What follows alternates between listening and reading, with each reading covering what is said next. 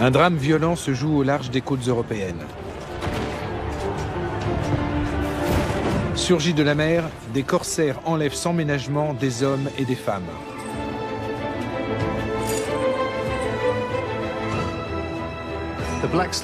De nombreux travaux de recherche ont été réalisés sur la traite des Noirs. Mais on a très peu étudié le commerce des esclaves blancs. C'est un phénomène encore mal connu. Peu d'entre eux parviendront à rentrer chez eux pour témoigner de leur sort. Les Européens perdent de nombreux navires et équipages, au point que le commerce se trouve presque paralysé en Méditerranée. Mais ce sont les États-Unis qui vont relever le défi et déclarer la guerre aux corsaires musulmans.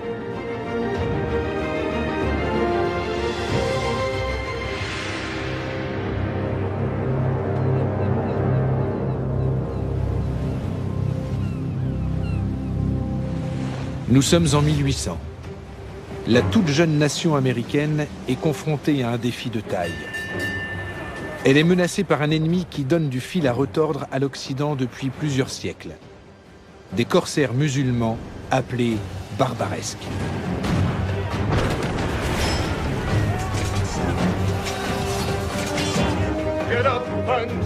Stephen Decatur, jeune officier et tête brûlée, est chargé de sortir son pays de ce mauvais pas.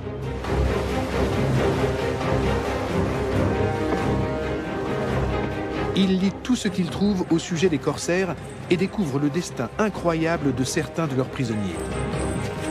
Comme celui de ce mousse, devenu esclave, qui fera une étonnante carrière en Afrique du Nord.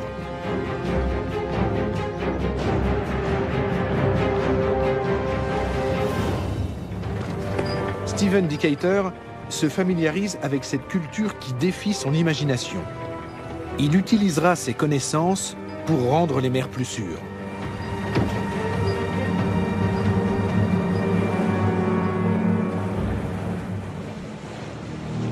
Retour au milieu du XVIIIe siècle.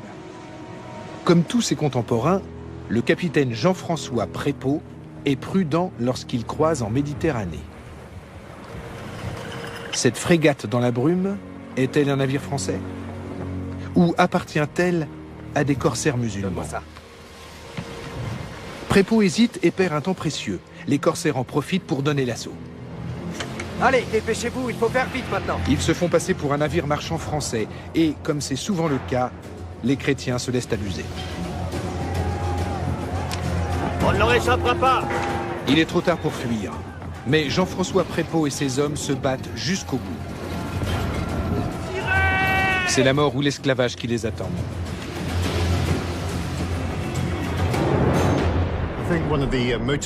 Les barbaresques sont apparus après que les Maures ont été chassés d'Espagne. Ils se sont installés en Afrique du Nord et ont consacré toute leur énergie à attaquer les navires marchands chrétiens. Voilà pourquoi il y a eu une telle augmentation des expéditions corsaires au XVIe et XVIIe siècle. Alger, Tunis, Tripoli. Les musulmans fondent une série de régences sur la côte nord-africaine et aspirent dans un premier temps à renouer avec leur activité de prédilection, le commerce.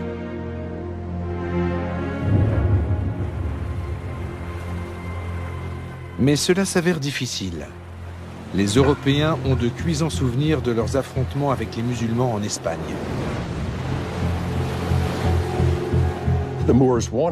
Les Maures voulaient avoir leur part dans le commerce méditerranéen très lucratif et être traités à égalité avec les Espagnols, les Portugais et les Français.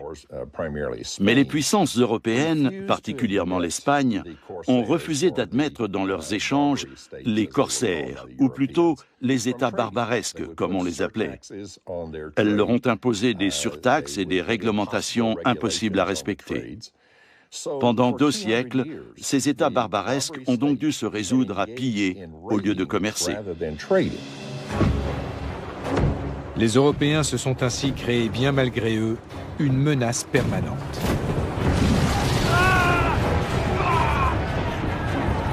C'est contre ces corsaires que Jean-François Prépeau et son équipage doivent à présent se battre. Sachant qu'il n'y aura pas de quartier, ils sont prêts à vendre chèrement leur peau.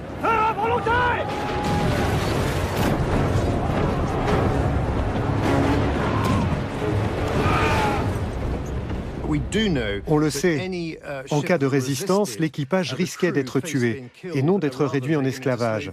De plus, la capture d'un navire était une opération d'une extrême violence. Il y avait donc de nombreux morts, peut-être bien plus que dans nos estimations actuelles. Les Français se défendent, mais en vain. Les Barbaresques passent à l'abordage.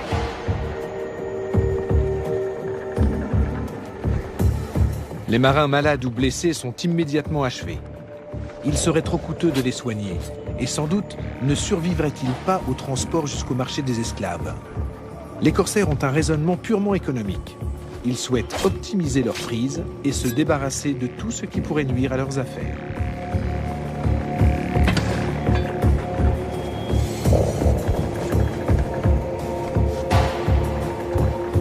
Jean-François Prépeau a commis une erreur fatale. Il sait qu'il sera puni à Alger pour avoir osé résister à ses agresseurs.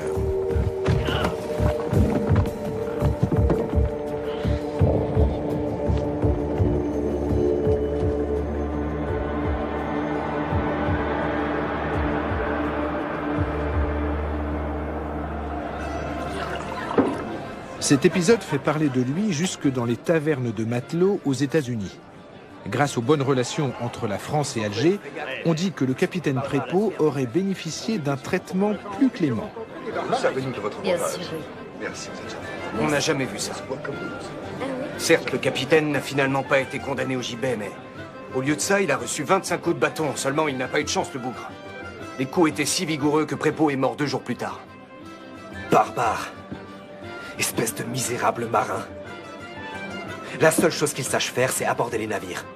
S'ils arrivent sur votre pont, il n'y a plus aucun espoir. Le premier qui embarque sur un navire a le privilège de se choisir un esclave parmi les membres d'équipage. Bon sang. Ce ne sont pas des façons de faire. C'est scandaleux. Stephen Decatur aimerait mettre fin à ce climat de menace. En effet, les États-Unis sont en train de développer leur commerce maritime et les corsaires musulmans entravent sérieusement les échanges de marchandises. Et nul n'a encore réussi à les arrêter. Stephen Decatur y parviendra-t-il? Stephen Jr. was a sickly lad. Stephen était un enfant maladif. À 8 ou 9 ans, il a eu un grave accès de coqueluche. En guise de remède, on recommandait à l'époque l'air du large. Son père, qui était un marin, a donc décidé de l'emmener avec lui dans une traversée de l'Atlantique, pensant que ce serait bon pour les poumons et la santé de son fils. Stephen a ainsi effectué très jeune son premier voyage à l'étranger et il y a pris goût. Les États-Unis, une fédération de 13 anciennes colonies sur la côte est d'un continent gigantesque, sont un pays insignifiant lorsque la Grande-Bretagne reconnaît leur indépendance en 1783 au terme d'une guerre longue et meurtrière. Les Américains ont perdu la protection de la puissante flotte britannique et leurs vaisseaux sont la proie des corsaires.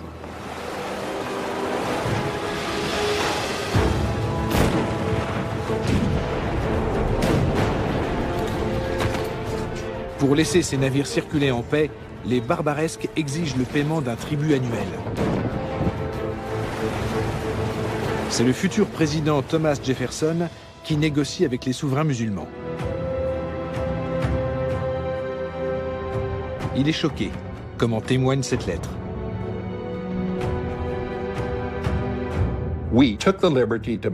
Nous nous sommes permis de leur demander à quel titre ils faisaient la guerre à une nation qui ne leur avait fait nulle offense. Nous avons ajouté que l'humanité était à nos yeux peuplée d'amis qui ne nous avaient fait aucun mal et ne nous avaient aucunement provoqués. L'ambassadeur nous a répondu qu'ils obéissaient aux lois du prophète et que tout pays qui refusait de se plier à ses principes était une nation de pécheurs. À l'en croire, ils étaient dans leurs droits et accomplissaient leurs devoirs en combattant les infidèles en tout lieu et en réduisant en esclavage tous ceux qu'ils réussissaient à capturer. Il a précisé enfin que tout musulman mort au combat était assuré d'aller au paradis. Les négociations bilatérales n'aboutissent pas. 2 ans plus tard, le Dey d'Alger prend même en otage 2 équipages de navires. Ils réclament 60 000 $ pour leur libération ou menacent d'en faire des esclaves. Rapportée au budget actuel des États-Unis, cette somme représenterait aujourd'hui plus de 60 milliards de dollars.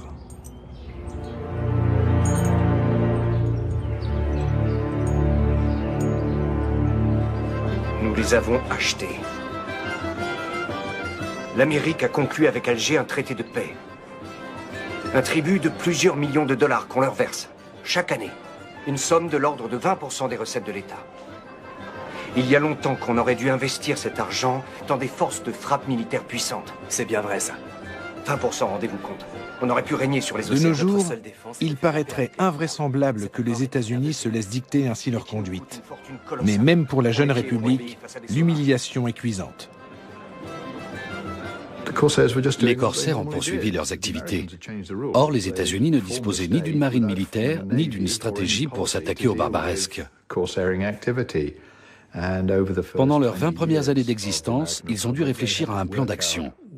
L'US Navy, telle que nous la connaissons, a vu le jour dans ce contexte. Les États-Unis se fixent un objectif ambitieux, bâtir de nouveaux navires de guerre qui n'auront pas leur pareil sur les océans. Leurs ingénieurs mobilisent tout leur savoir, issu de 3 siècles de construction navale. Ils innovent, supprimant les lourdes superstructures des siècles passés. Place aux frégates aérodynamiques à faible tirant d'eau. Les États-Unis veulent ainsi mettre fin aux conditions humiliantes du traité de paix et d'amitié qui les lie à Alger. Et on les comprend.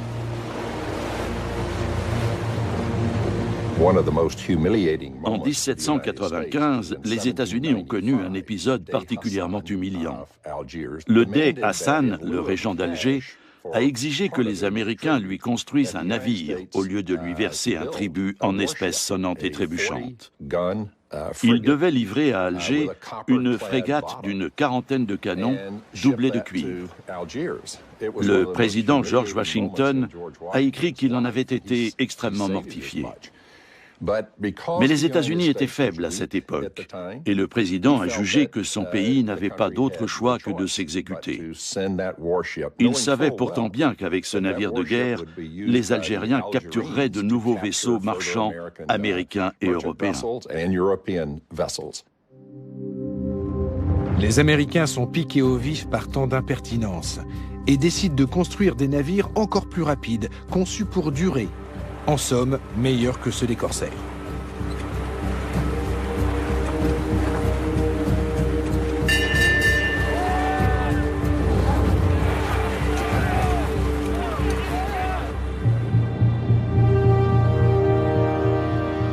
L'un d'eux est encore amarré aujourd'hui dans le port de Boston, sur la côte nord-est des États-Unis.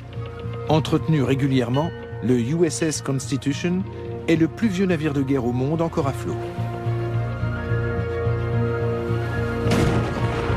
Voilà plus de 2 siècles qu'il navigue avec un équipage de la marine américaine.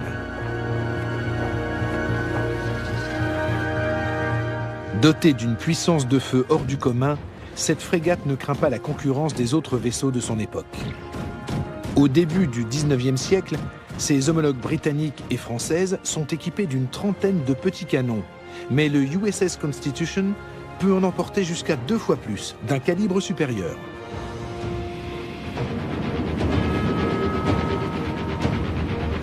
Si cette forteresse flottante est encore en bon état, c'est grâce au bois utilisé pour sa coque. Il ne s'agit pas de chêne blanc, comme c'était l'usage, mais de chêne de Virginie, une essence plus rare.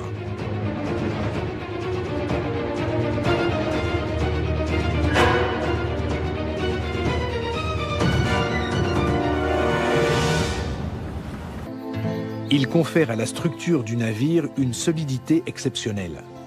Malheureusement, le chêne de Virginie est une variété rare, qui ne pousse que dans quelques régions d'Amérique centrale et dans le sud-est des États-Unis.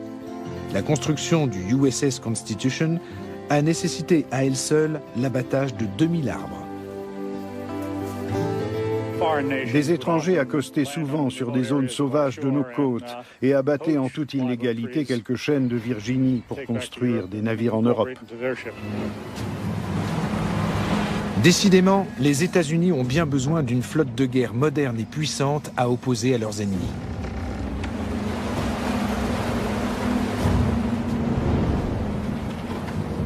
En 1801, le pacha de Tripoli pose un ultimatum. Il n'épargnera les navires américains que moyennant le versement d'une somme de 225 000 $. Les États-Unis ne réagissent pas.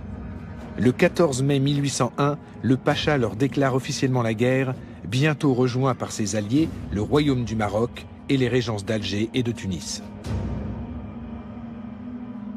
Les Américains considéraient les barbaresques comme des États barbares et voyous qui pratiquaient la piraterie. Mais ils ne voulaient pas faire comme les Européens et transformer leurs différends en guerre sainte. L'article 11 du traité de Tripoli, signé en 1796, est intéressant à cet égard. Il affirme que les États-Unis ne sont pas une nation fondée sur le christianisme. C'est une déclaration en faveur de la liberté de religion. Cette disposition a été introduite pour affirmer « Ceci n'est pas une guerre sainte. Nous ne sommes pas des Européens repartis pour une nouvelle croisade. Ce n'est pas notre but. » C'est Thomas Jefferson qui est à présent président des États-Unis.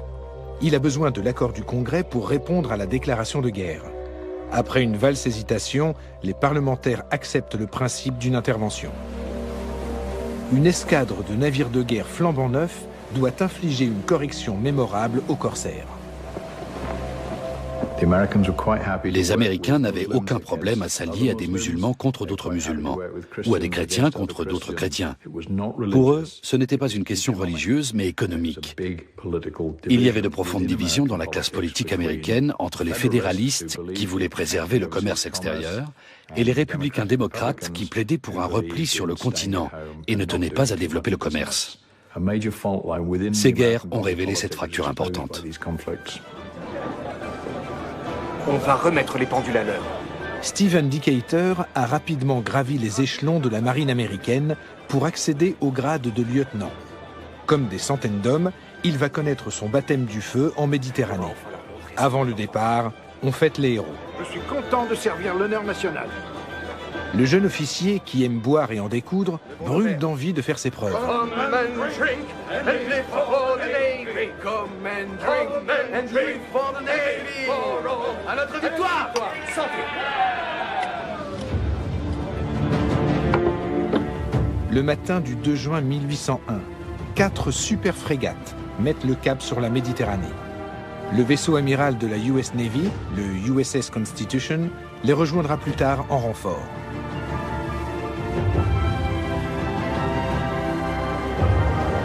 Les intempéries et les caprices du vent ralentissent leur progression. La traversée dure 7 semaines et demie.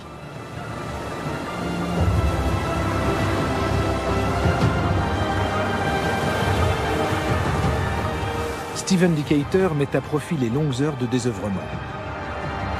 Il étudie de près les cartes maritimes les plus récentes et lit de nombreux ouvrages sur les corsaires musulmans. Merci. Vous pouvez vous retirer. Il veut en apprendre le plus possible sur les ennemis de son pays. Comment font-ils pour semer la terreur depuis plus de 3 siècles dans la Méditerranée et l'Atlantique? Quel est leur mode de vie, en mer et à terre? Il étudie aussi leur tactique d'attaque et leur guerre sainte contre le monde chrétien. Certains Européens devenus esclaves des corsaires au XVIIIe siècle et revenus au pays par la suite ont publié leurs mémoires.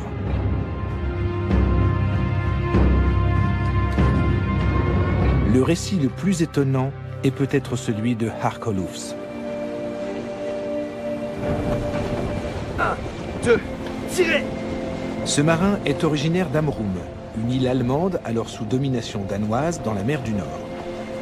Le 19 juillet de l'an 1708, j'ai vu le jour sur une petite île nommée Amrum, dans la mer du Nord, la lumière de notre planète. Lorsque j'ai atteint mes 12 ans, contrairement à mes amis qui se destinaient à une vie de pêcheur, moi je faisais tout pour devenir un marin aguerri. Une fois prêt, j'ai pu entreprendre de nombreux voyages. Il s'est engagé pour une traversée jusqu'à Nantes. La routine, pense-t-il. Une telle expédition était extrêmement dangereuse à l'époque. Les barbaresques ne sévissaient pas seulement en Méditerranée, ils remontaient jusqu'à la Manche pour attaquer la côte ouest de l'Angleterre ou l'Irlande. Et ils sont allés jusqu'en Islande où ils ont attaqué la ville de Reykjavik et ont ramené des esclaves islandais en Afrique du Nord. Notre capitaine a immédiatement sonné la charge. Mais les corsaires nous ont devancés et nous ont attaqués très habilement et très vite. Nous n'avions pas fini d'armer les canons qu'ils avaient déjà fait feu 2 fois sur notre vaisseau. Ils hurlaient de plus en plus fort. « Menaperos ! Rendez-vous, bande de chiens !» Nous avons pourtant décidé de contre-attaquer et de leur faire payer le plus cher possible notre capture. Ils se rapprochaient dangereusement en nous tirant dessus au pistolet. Ce faisant, ils ont tué l'un de nos matelots. Alors nous avons baissé pavillon devant les pirates et tourné nos foulards, afin de leur faire comprendre que nous rendions les armes. C'est là, dans la Manche, au large des îles Scilly, que nous avons été capturés et faits prisonniers. Le 10 mars 1724.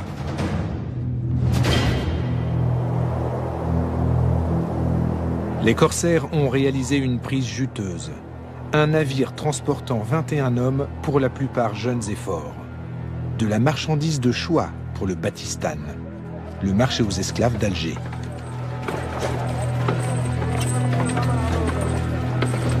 Harkolufs et ses compagnons sont exhibés dans les rues de la ville comme du bétail.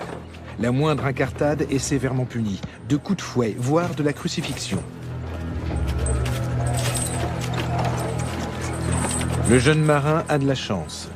Pour avoir tenté de voler une orange, il s'en tire avec une volée de coups.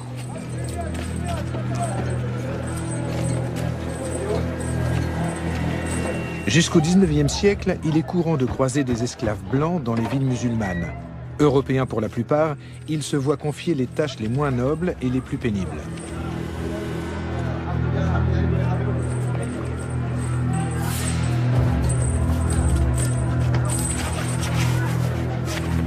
Des esclaves, il y en avait en nombre plus que suffisant dans la cité. Il m'était impossible de les compter. Il devait bien y en avoir 10 000. Hommes, femmes, mais aussi de jeunes filles. On ignore quelle est la proportion de femmes parmi eux. Si la déportation de millions d'Africains vers le continent américain a fait l'objet de nombreux travaux, les recherches n'en sont qu'à leur début concernant la traite des Européens, et l'on manque de chiffres précis. Selon certaines estimations, ils sont plusieurs centaines de milliers à avoir trimé contre leur gré dans l'ensemble de l'Afrique du Nord, où il est alors de bon ton de posséder un esclave blanc. Les plus beaux et les mieux éduqués sont même vendus comme des objets de prestige.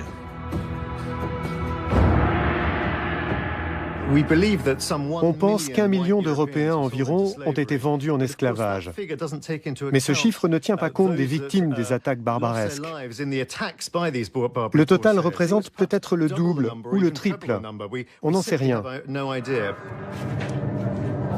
L'endroit a tout d'un marché aux bestiaux.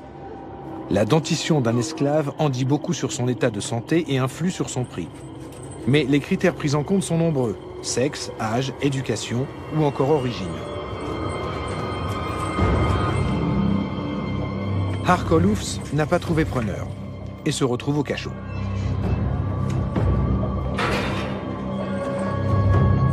Le cachot était un endroit terrifiant. Le bruit, les hurlements, la puanteur et le chaos. Ma ration quotidienne consistait d'un bout de pain moisi et d'eau croupie.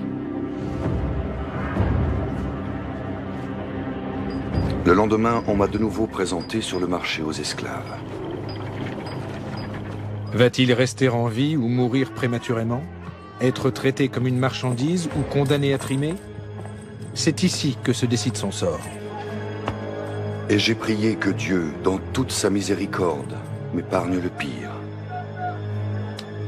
Esclave dans une carrière de pierre, ou esclave de rame sur une galère de corsaires, ce qui m'aurait condamné à une mort certaine. Finalement, j'ai été vendu sur le marché contre 1000 aspres. Les marchands d'esclaves et les barbaresques étaient très contents quand ils mettaient la main sur un marchand issu d'un milieu aisé. Ils pouvaient ainsi essayer de le revendre à sa famille. Dans toute l'Europe, les églises et les gouvernements collectaient d'énormes sommes d'argent pour permettre à l'État ou aux familles de racheter le captif.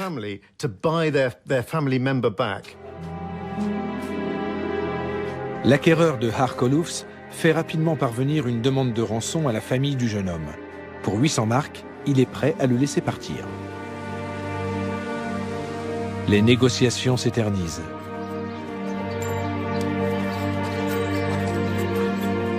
Sur l'île d'Amrum, la paroisse recueille des dons.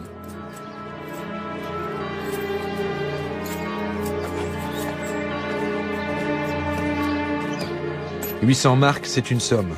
L'équivalent d'une vingtaine de chevaux ou de 120 cochons. Le père de Hark, petit armateur, multiplie les démarches et écrit même au roi.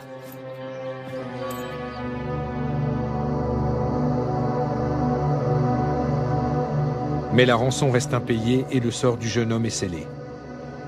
Son propriétaire, qui a décidément fait un mauvais calcul, le revend à perte au bey de Constantine.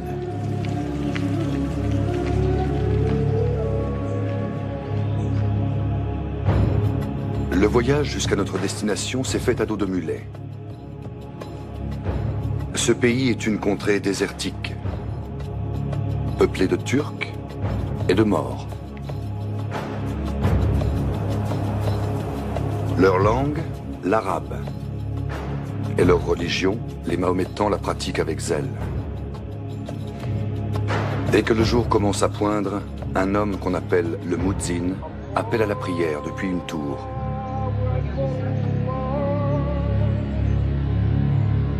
Le Béassine était une sorte de petit monarque qui régnait sur Constantine. Une cité agréable, avec une forteresse.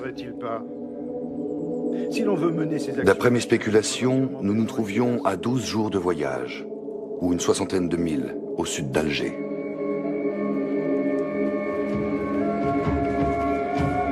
Comparé à ses compagnons disséminés un peu partout en Afrique du Nord, le jeune homme peut s'estimer chanceux. Montre-moi son visage. Ça me convient. Mets-le avec les autres. Il a pour l'instant la vie sauve et entre comme esclave à la cour du bey. Lorsque je suis entré dans la maison, j'ai été transporté.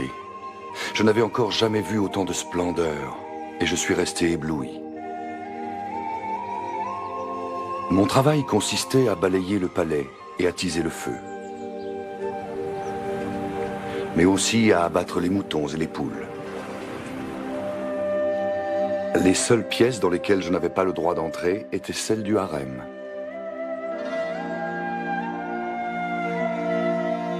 De nos jours encore, cet univers interdit et sulfureux reste entouré de légendes, surtout en Europe et en Amérique du Nord. Des fantasmes qui inspirent peintres et écrivains.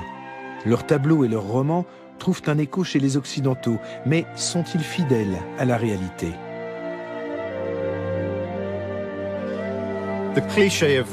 Le harem est souvent représenté par des femmes nues ou très dévêtues au service du pacha. La réalité était tout autre. Le harem était un lieu de divertissement, mais pas de frénésie sexuelle. Le sultan ou le pacha venaient y écouter de la musique et des chants. C'était un lieu de culture où ils se détendaient.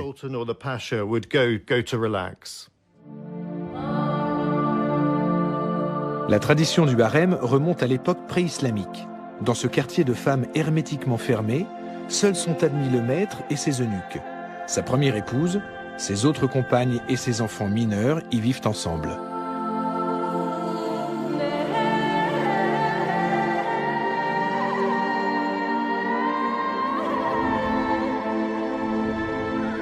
C'est la seule façon pour le souverain d'une société patriarcale de prévenir toute infidélité de la part de ses femmes et d'être sûr que les potentiels héritiers du pouvoir sont bien ses fils. Peut-être s'agit-il aussi de prévenir les rapts de femmes, une fâcheuse coutume des tribus d'Arabie.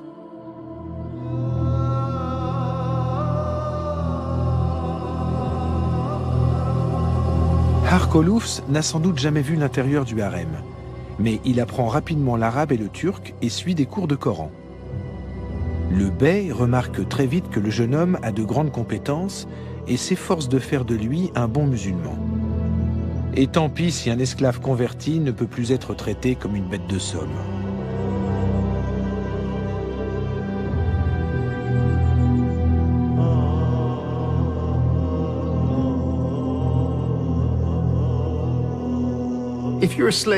Pour un esclave, la conversion à l'islam ouvrait certaines portes. Il devenait possible de travailler dans les palais, de devenir un domestique chez les puissants, ou même de servir dans l'armée. On pouvait donc nettement améliorer son quotidien, moyennant toutefois une démarche assez radicale. Mais il y avait également un inconvénient, et pas des moindres. Le converti savait que son pays d'origine ne paierait jamais sa rançon. C'était un point de non-retour, et il ne reverrait sans doute jamais sa patrie. Pour Harkolufs, la conversion représente sans doute une chance inespérée. Il va tirer parti de la situation et faire carrière à la cour du bey. Après 3 ans comme laquais, il est promu trésorier, puis accompagne le souverain en pèlerinage à la Mecque.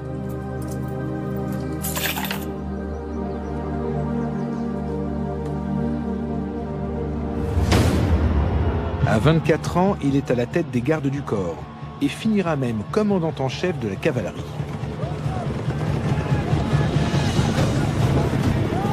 Avant une bataille décisive contre le régent de Tunis, il part lui-même reconnaître les positions de l'adversaire.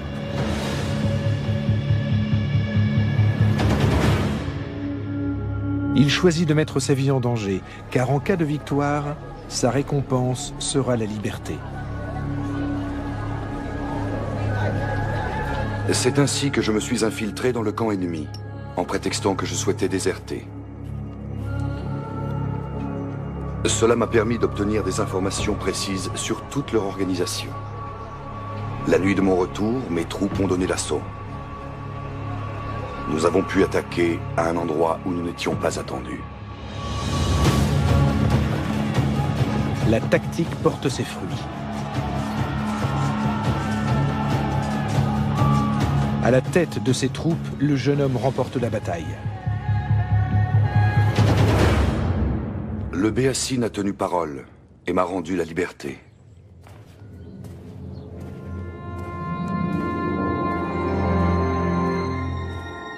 Lorsque j'étais prêt à prendre congé, je me suis rendu auprès de mon maître et lui ai baisé la main. Effendi, je vous remercie pour le pain et la solde que vous avez eu la bonté de m'octroyer pendant 12 années, et je demande votre bénédiction. Je te remercie, capitaine. Tu m'as servi avec loyauté pendant toutes ces années. S'il m'est arrivé de te malmener, je t'en demande pardon.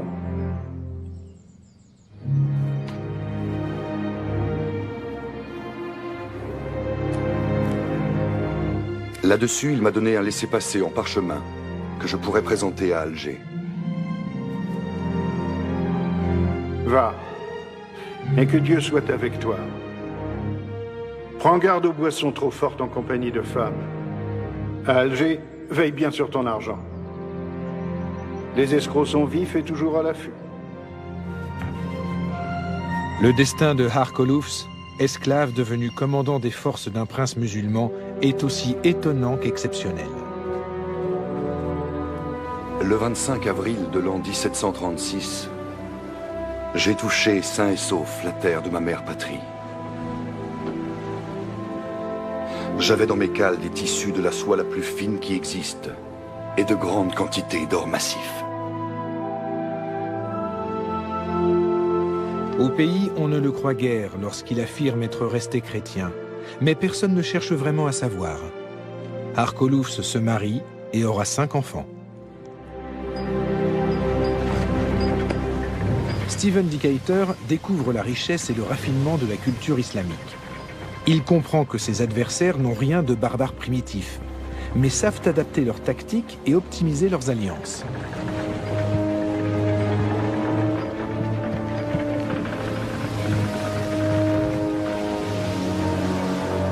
Les Américains qui se reposent sur leur flotte de guerre constatent bientôt qu'elle ne sera pas suffisante.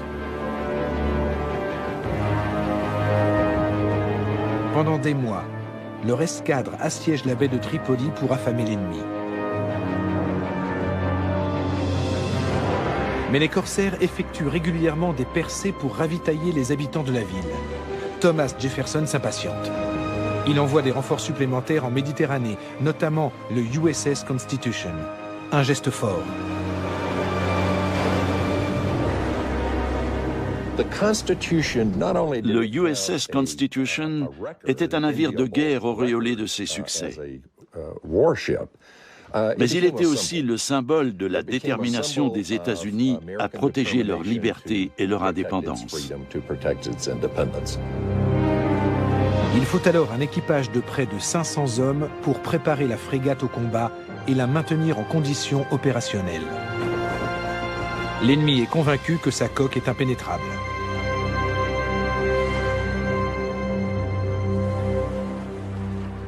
On a 3 couches de bois sur environ 50 cm. Chêne blanc, chêne de Virginie et chêne blanc. 3 couches épaisses et robustes. Edward Preble commande le USS Constitution et l'ensemble de l'escadre américaine. Ces navires à faible tirant d'eau peuvent manœuvrer près des côtes. Mais la baie est parsemée de hauts fonds très dangereux et soudain, l'une des frégates est bloquée.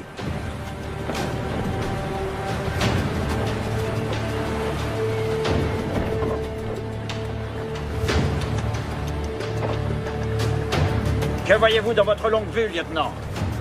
J'ai l'impression que le Philadelphia a percuté un récif qui ne figure pas encore sur nos cartes. Bonté divine, comment une telle chose peut-elle se produire?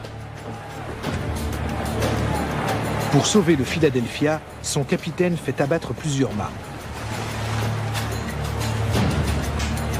Mais cela ne suffit pas. L'équipage jette par-dessus bord une partie du chargement et des pièces d'artillerie.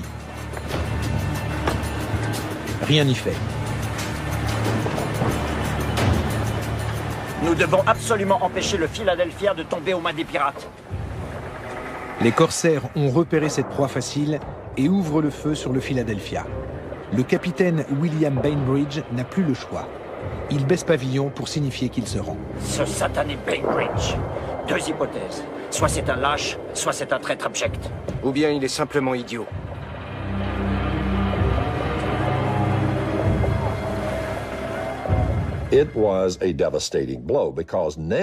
Cet épisode a été désastreux. Les Algériens avaient capturé 307 marins américains et ils étaient en possession d'un excellent navire de guerre très moderne.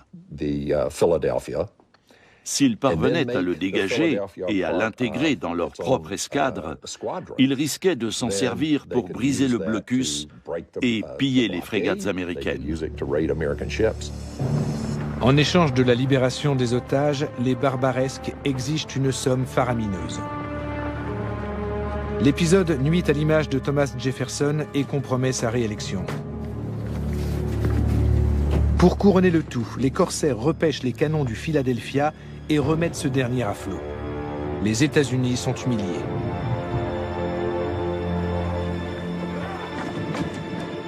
Il faut à tout prix empêcher le Philadelphia de devenir un navire de guerre ennemi. Ce serait pire que tout, hors de question. Peu importe ce que ça nous coûte. Quand bien même, il ne resterait qu'une seule solution. Détruire notre navire de l'autre côté des lignes ennemies. Comment est-ce possible? La frégate est surveillée de près. Secrètement, par voie diplomatique, William Bainbridge transmet à Preble des informations précises sur les forces ennemies et leur artillerie. Écoutez, messieurs, l'heure est venue. Dites aux hommes de se mettre en position et appareiller l'Intrépide. Officier. À vos ordres, comptez sur moi. Une dernière chose. Envoyez-moi tout de suite ce jeune lieutenant impertinent. Il savait qu'il fallait confier cette mission à Stephen Decatur, ce jeune lieutenant intrépide. Et Decatur a immédiatement accepté. Il voulait cette mission. Vous avez demandé à me voir? J'ai toute confiance en votre intrépidité et en votre esprit d'initiative, lieutenant. Vous avez un nouvel ordre de mission. Vous allez vous rendre par le chemin le plus rapide à Tripoli. Sur place, vous profiterez de la nuit pour entrer dans le port. Vous aborderez le Philadelphia et vous y mettrez le feu. Prenez avec vous autant d'hommes que vous le voudrez. À vos ordres.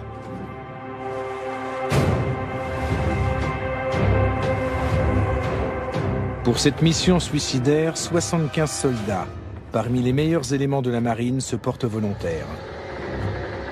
Pendant plusieurs semaines, Stephen Decatur les entraîne à monter à l'abordage de nuit et à tuer en silence.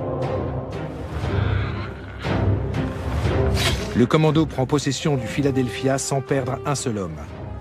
Un chargement de bombes doit envoyer le bateau par le fond. Stephen Decatur reste à bord le plus longtemps possible pour savourer le spectacle.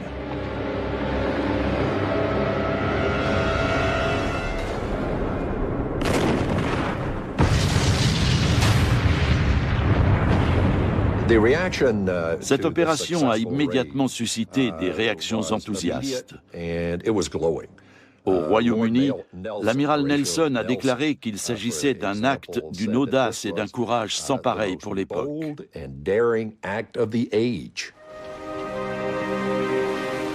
Grâce à ce coup de force, Stephen Decatur devient célèbre du jour au lendemain. Il est promu capitaine, ce qui fait de lui le plus jeune officier de la marine américaine à accéder à ce grade.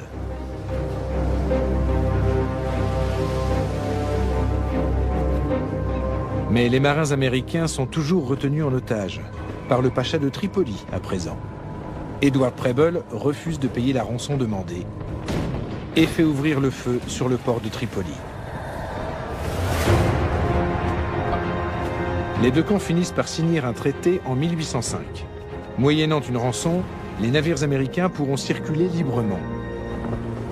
Mais dès 1812, les corsaires s'en prennent à nouveau aux bateaux marchands venus d'outre-Atlantique. Il faut refaire appel à Stephen Decatur. Écoutez-moi tous. Messieurs, aujourd'hui, nous n'allons pas uniquement donner une bonne leçon aux dés d'Alger. Nous allons donner à tous les barbaresques une leçon qu'ils ne seront pas prêts d'oublier. Ou alors c'est la mer qui nous engloutira. L'officier ne perd pas de temps. À l'approche d'Alger, il capture le navire amiral des corsaires, ce qui les affaiblit considérablement.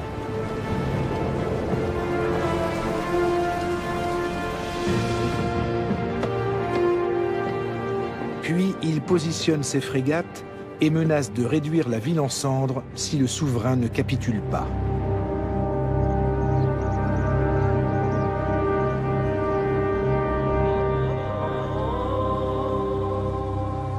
C'est le début de la politique de la canonnière. Il s'agit de petits navires lourdement armés, capables de remonter des rivières et de naviguer en eau peu profonde, et que les États utilisaient pour montrer leur force et protéger leurs intérêts commerciaux. Depuis, les États-Unis ont maintes fois employé cette stratégie pour imposer leur point de vue, s'ingérer dans les affaires intérieures de pays plus petits ou peser sur leur politique économique.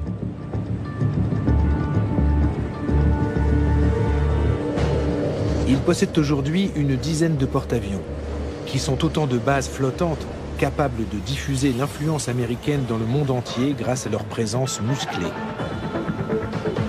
Cette stratégie remonte à la Seconde Guerre barbaresque de 1812.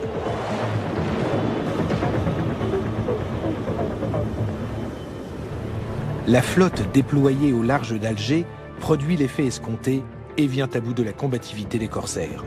Sans aller à l'affrontement, Stephen Decatur est en mesure de dicter ses conditions à l'ennemi.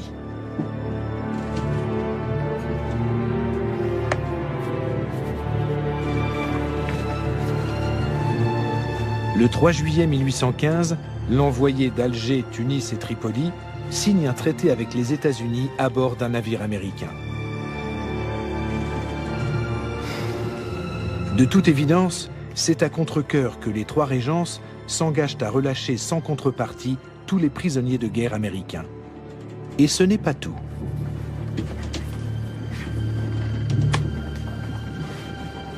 Elles doivent aussi payer des réparations de guerre, renoncer à percevoir un tribut des États-Unis et à capturer leurs navires.